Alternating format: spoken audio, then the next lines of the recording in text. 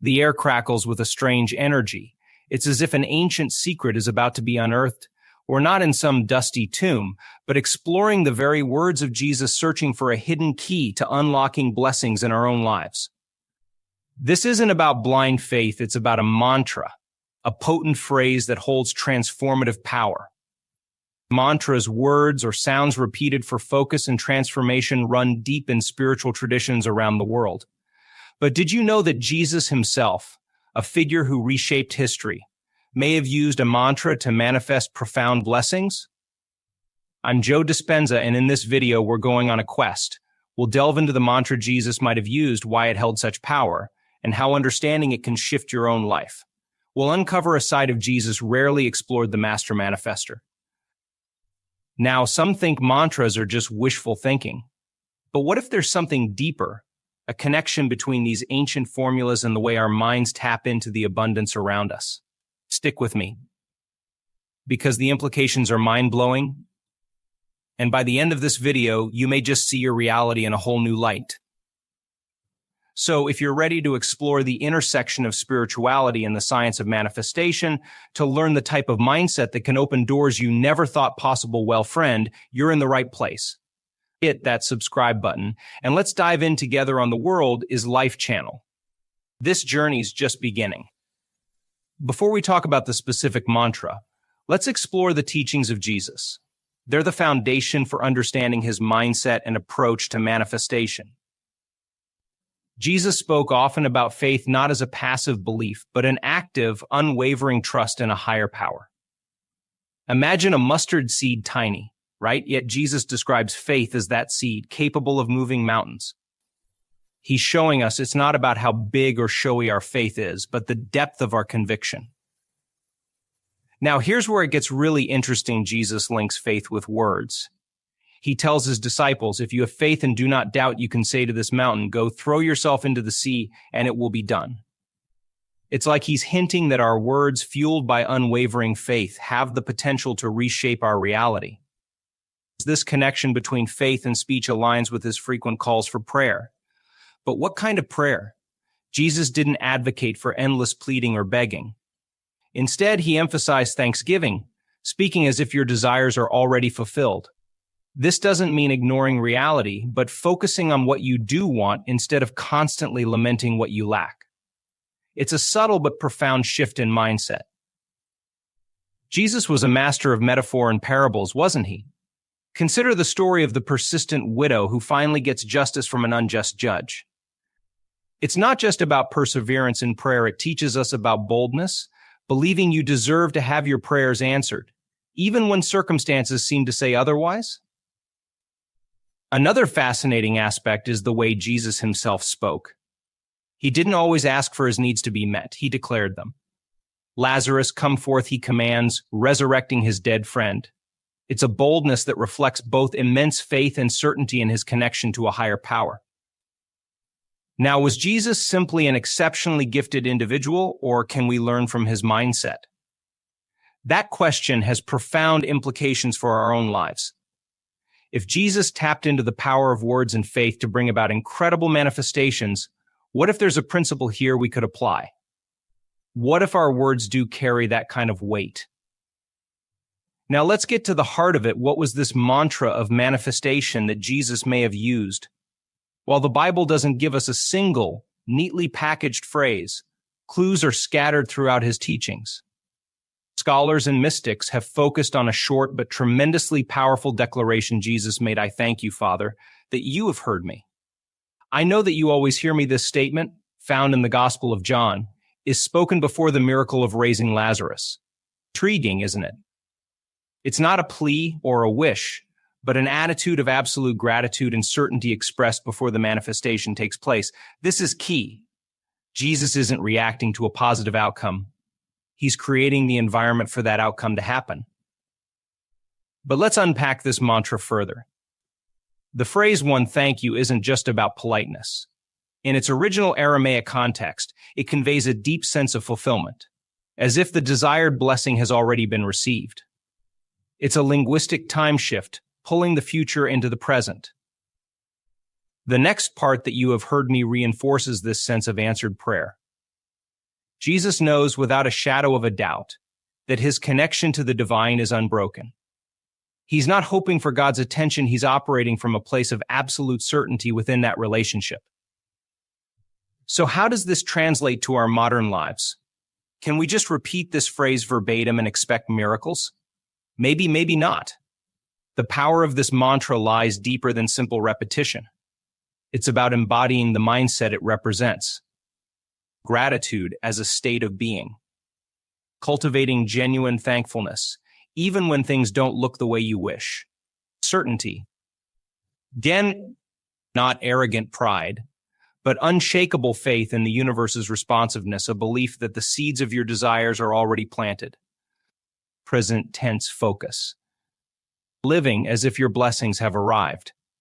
This doesn't mean delusion, but aligning your mindset with what you seek. Imagine applying this to your desires. Instead of saying, I hope I find a fulfilling job, try thank you for the amazing work opportunity that's unfolding for me. Feel what shifts. It's subtle on the surface, but internally you reprogram your expectation, creating a receptive space for good things to flourish. Now, you might be thinking this all sounds well and good, but is there any basis for this idea that our words have actual power? Intriguingly, the answer seems to be yes. Let's dive into the science and psychology behind affirmations. Firstly, our brains are wired for neuroplasticity. That means they're constantly changing, forming new connections, rewiring themselves based on our experiences and thoughts. When we repeat positive affirmations, we're essentially carving new neural pathways. Over time, these pathways become stronger, making those positive thoughts a more automatic default setting. Studies have backed this up. MRI scans show that positive affirmations activate reward centers in the brain, the same ones that light up when we experience something pleasurable. This means that affirmations don't just change our thinking, they feel good, reinforcing the behaviors that support our desired outcomes. Furthermore, affirmations seem to quiet the amygdala, the part of our brain associated with fear and stress responses. When we're constantly bombarded by self-doubt and negativity, our amygdala remains heightened. Affirmations help soothe it, opening us up to possibilities instead of remaining stuck in a survival mindset. So how does this translate to real-world results? Well, research suggests that affirmations can boost self-esteem, reduce stress, and even improve academic performance. People with chronic pain have had success using affirmations to manage their discomfort. Athletes visualize victories and repeat affirmations to enhance performance. Think of it like training a muscle. You wouldn't expect to step into a gym once and suddenly achieve peak fitness. Affirmations work similarly. Consistent practice rewires your thinking, shifting how you perceive yourself and the opportunities around you. It's important to note, affirmations are not magic spells to erase problems. They won't make a failing business suddenly boom if you don't also put in the necessary work, but they can enhance that work by changing your mindset from scarcity to abundance, making you more receptive to solutions you might otherwise miss. Let's get practical. How do you take this ancient mantra, this Jesus mindset, and weave it into the fabric of your own life? Here are some ways to get started. Start by finding a quiet, comfortable space. Close your eyes and take a few deep breaths to center yourself. As thoughts drift by, gently bring your focus back to the mantra, I thank you, that insert your desire. I know that you always hear me. Don't force it. Simply hold the phrase in your mind, letting its meaning resonate. Feel the gratitude, the certainty. You can do this for a few minutes, or let the meditation deepen over time. If prayer is already part of your practice, try integrating this mantra. Before you ask for anything, begin from that place of thanksgiving and unwavering trust. For example, thank you for the guidance and wisdom I'm receiving today. Thank you for opening doors to greater happiness. I know that you always hear me.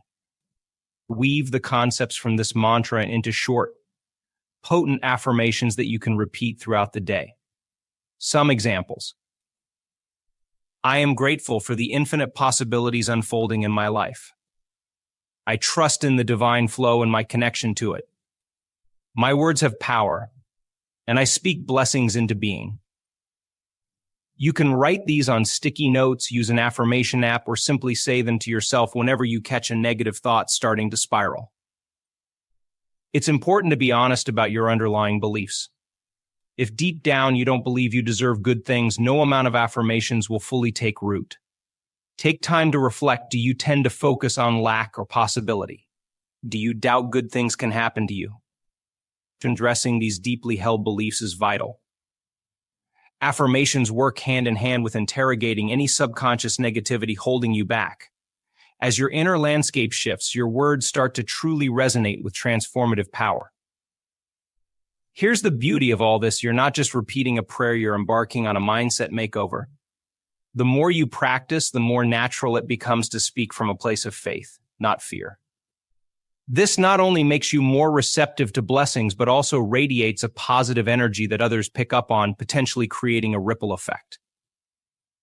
As we wrap up, let's revisit some key things we've discovered on this journey. We've seen that Jesus wasn't just a spiritual figure, but someone who understood the power of words and mindset in manifesting profound blessings.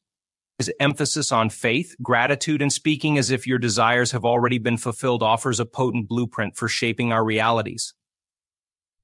Remember, this isn't about wishful thinking. It's about aligning your inner world with the kind of life you want to experience. Research shows that our brains respond to positive affirmations, shaping our thoughts and ultimately our actions. So embrace that mantra-inspired mindset, cultivate genuine gratitude, believe with unwavering certainty, and speak your desires into existence with confidence. Take small steps to incorporate this into your life. Whether it's meditation, prayer, or simple daily affirmations, make it a habit. It's a practice, a rewiring, a shift in how you engage with the universe around you. And I'm excited to see what happens. Share your experiences using these techniques in the comments below. Let's build a community here on the World as Life Channel where we support each other in this journey of manifesting a more fulfilling life. If you found this video valuable, give it a thumbs up and consider subscribing. We have a lot more to explore together.